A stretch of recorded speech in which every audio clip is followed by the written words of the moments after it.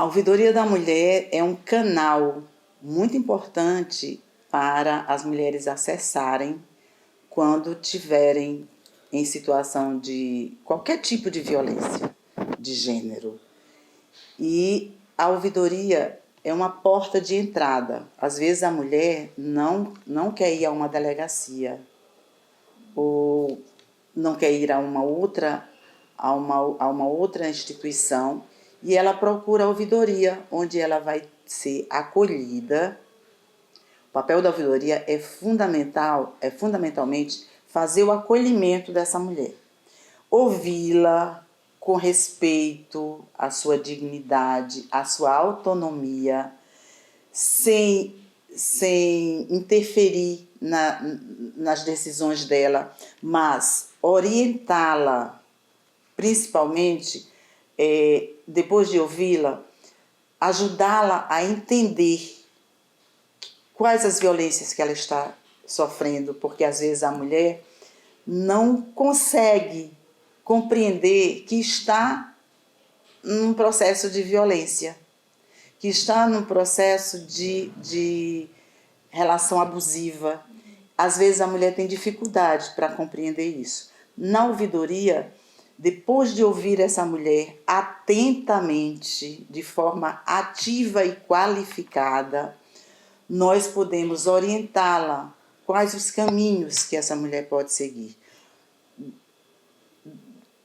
Seja indo a uma DEAN, registrar um boletim de ocorrência, seja procurar uma assistência jurídica, que pode ser através de advogada ou advogado, ou através da defensoria pública, se ela não tiver condições financeiras para arcar com despesas advocatícias.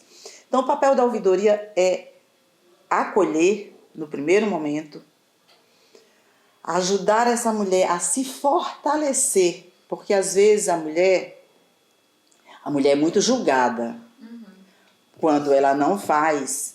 Por que ela não denunciou? Por que ela não foi à delegacia? E aí ela é julgada por isso, e ela começa a ser, quando ela é questionada por isso, é no sentido inclusive de descredibilizar a mulher.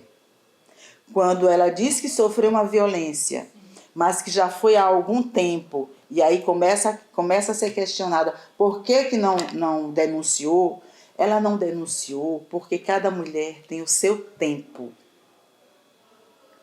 Cada mulher tem, e às vezes ela não consegue, durante muito tempo, entender aquela situação e procurar essa ajuda. Então, a ouvidoria é muito importante, e é importante que as pessoas saibam que tem esse canal, e qualquer mulher que esteja em dúvida, será que isso que eu estou passando é violência? Será que esse meu relacionamento é um relacionamento saudável ou é um relacionamento abusivo? Então, ela procurar as ouvidorias, porque nós temos no Tribunal de Justiça, tem no Tribunal Eleitoral, mas vários órgãos têm ouvidorias da mulher. Isso é uma política institucional e é muito importante, porque a mulher ela pode ser encaminhada para um atendimento, um acompanhamento psicossocial, e lá nesse acompanhamento psicossocial ela vai ser ajudada a se fortalecer para procurar os caminhos da justiça. Procurar uma delegacia, uma DEAN, procurar o Ministério Público, ou entrar diretamente através de advogado ou da Defensoria Pública com pedido de medidas protetivas. Enfim, é uma porta de entrada para as mulheres pedirem ajuda. Então, é fundamentalmente esse o papel das ouvidorias da mulher.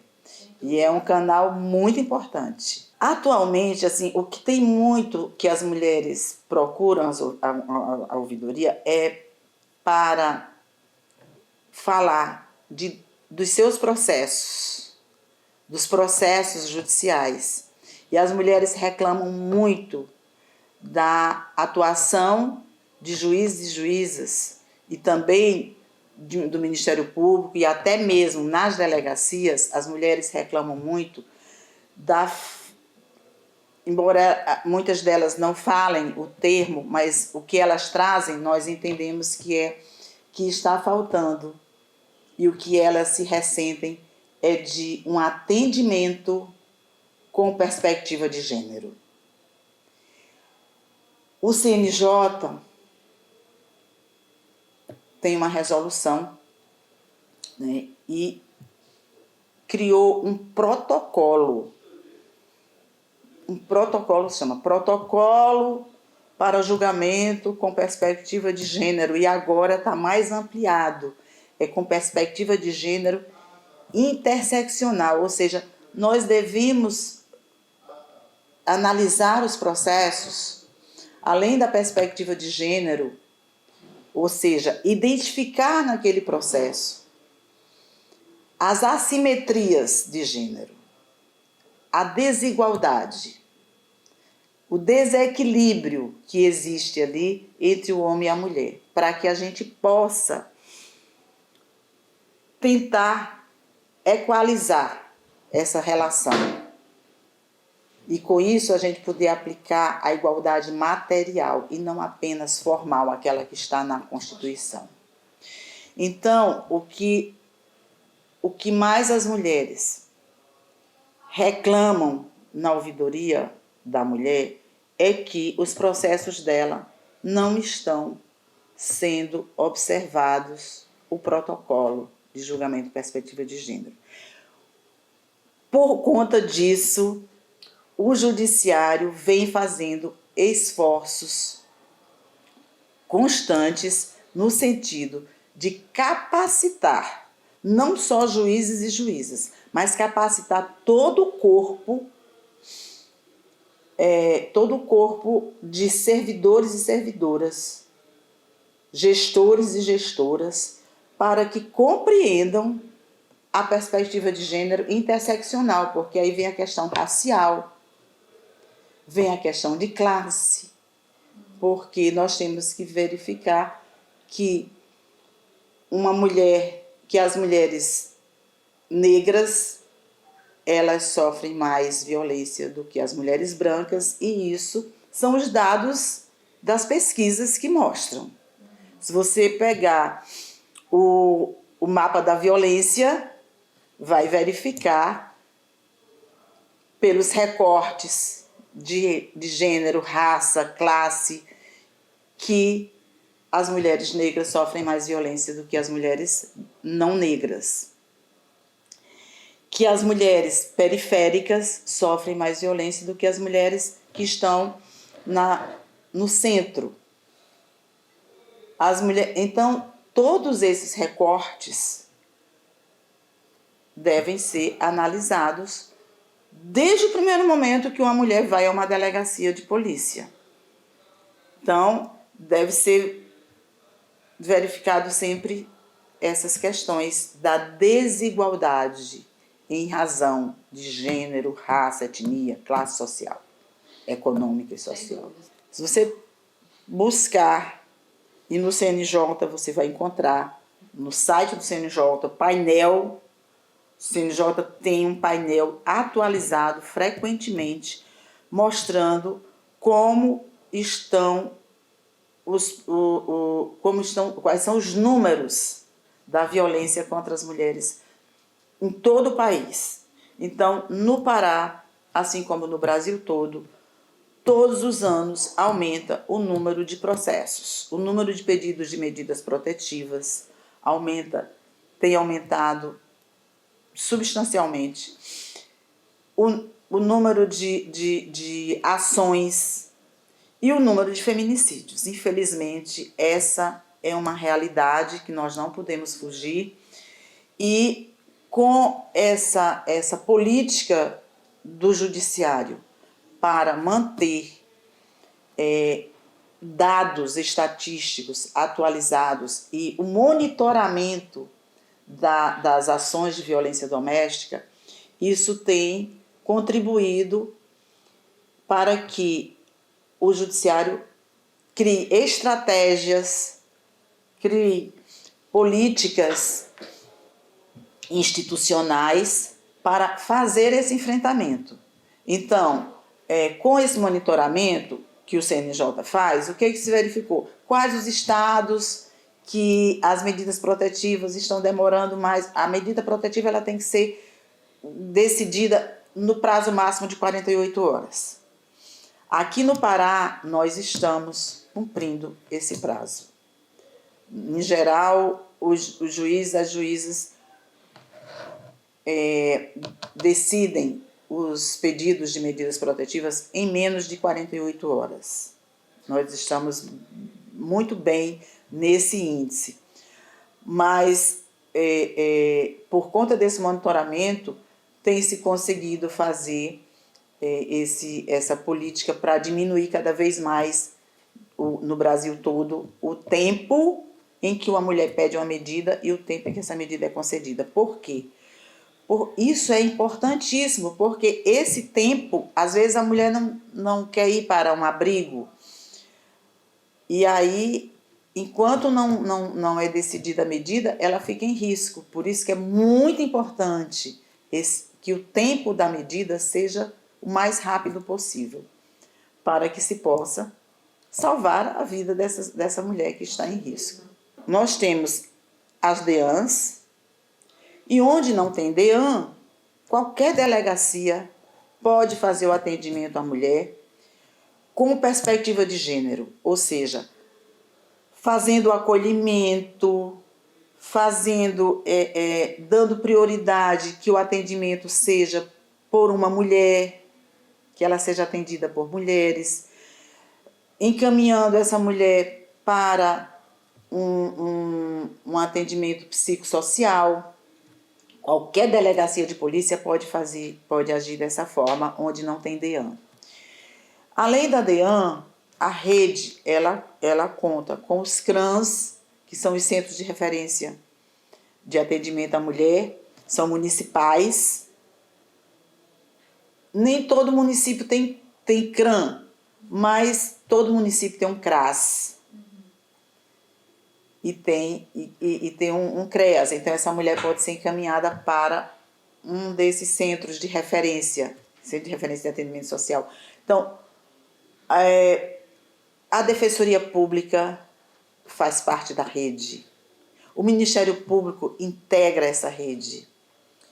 Quem está na ponta mesmo é o Judiciário, que é o último que chega, né? Porque só depois que passa pela delegacia, passa pelo Ministério Público, chega o processo ao Judiciário.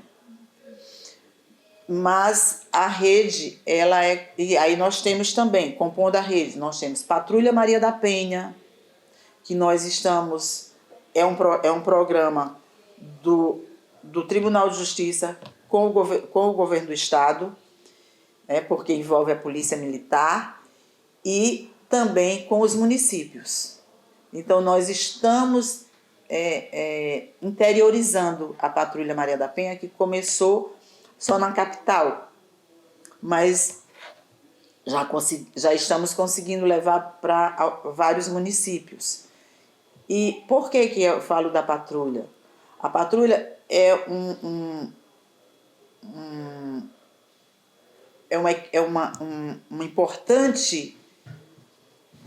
importante setor da rede.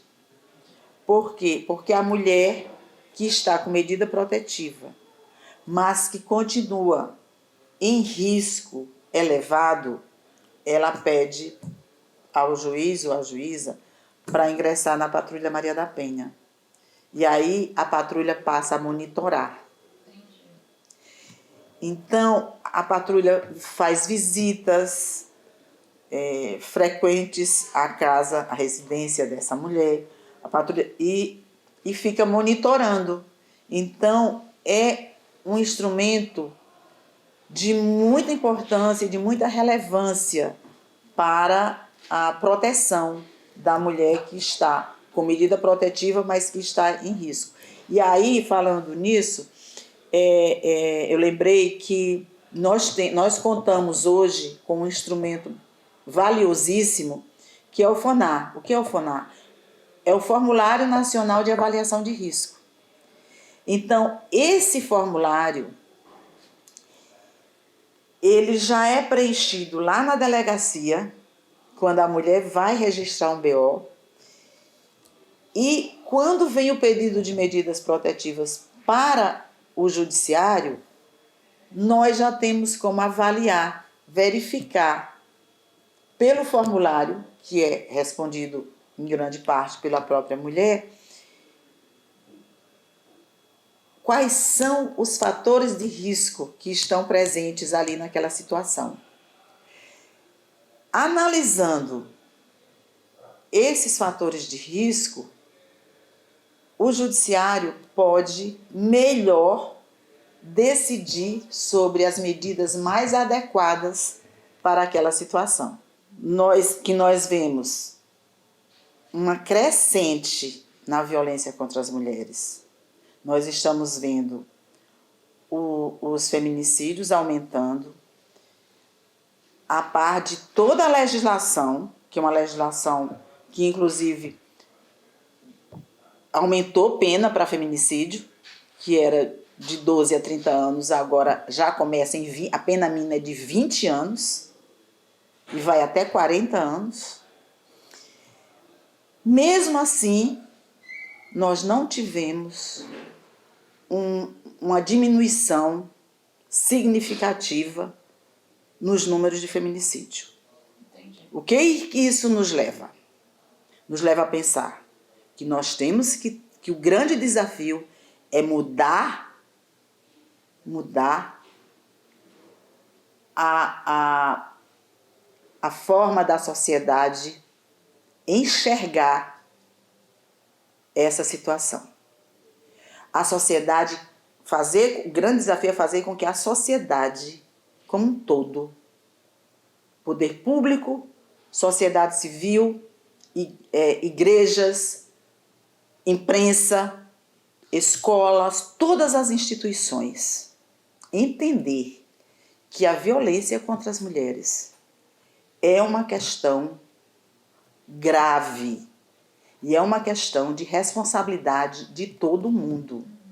De todo mundo. Então, o grande desafio é fazer com que a sociedade entenda que tem responsabilidade sobre isso.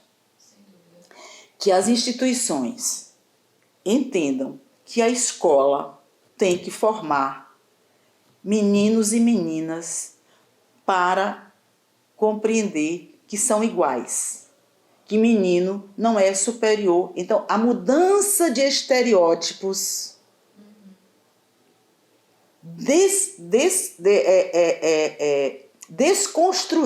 desconstruir essas crenças estereotipadas do machismo, de que homem é superior à mulher. Se homem é superior, o que ele pode fazer? Ele pode fazer qualquer coisa com a mulher. Então, os desafios são fundamentais esses, mais do que leis, mais do que o que o judiciário vem fazendo, e o judiciário vem fazendo muito, é importante que se diga que o judiciário vem trabalhando